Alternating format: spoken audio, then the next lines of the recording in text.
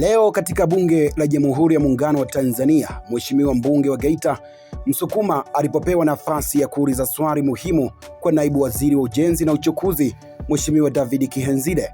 Mbunge huyo alihoji ni lini kipande cha barabara kilichoko Kome mpaka Sungisila kitakamilika na kupakwa rami, jambo ambalo ni muhimu kwa usafirishaji na maendeleo ya maeneo hayo. Swali hili limevutia hisia za wabunge wengine kutokana na umuhimu wa barabara hiyo kwa wananchi wa mkoa wa Geita na biashara zinazopita kwenye kipande hicho. Je, maoni yako ni yapi kuhusiana na taarifa hii? Twende tukasikie kilichojiri. Mheshimiwa Naibu Waziri, nashukuru kwa kazi nzuri inayoendelea kwenye jimbo langu, utengenezaji wa barabara kilomita 20 za lami kuanzia Nkome mpaka Sungusira.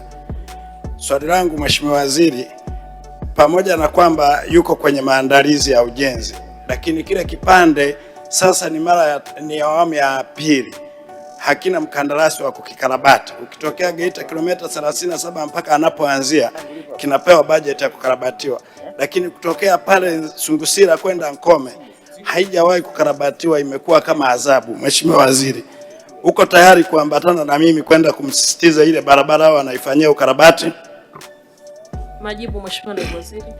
Asante Mheshimiwa Mwenyekiti. Mheshimiwa Mwenyekiti, ni kweli kwamba hii barabara iko kwenye mpango, ina mkandarasi, na Mheshimiwa Mwenyekiti, mkandarasi akishapatikana mara nyingi ndiye anakuwa na wajibu wa kufanya ukarabati wa hiyo barabara. Kwa hiyo kwa kuwa mkandarasi yupo, nimwelekeze meneja wa mkoa wa Geita kwanza hakikishe kwamba anafanya ukarabati wa hii barabara ili iweze kupitika muda wote na hasa katika kipindi hiki cha mvua. Na swala la pili, nimhakikishie Mheshimiwa Msukuma, moja, hiyo barabara nimeshaitembelea, lakini pia niko tayari kwenda tena kuitembelea hiyo barabara ili kuhakikisha tu kwamba tunahakikisha kwamba hiyo barabara inaanza haraka kujengwa.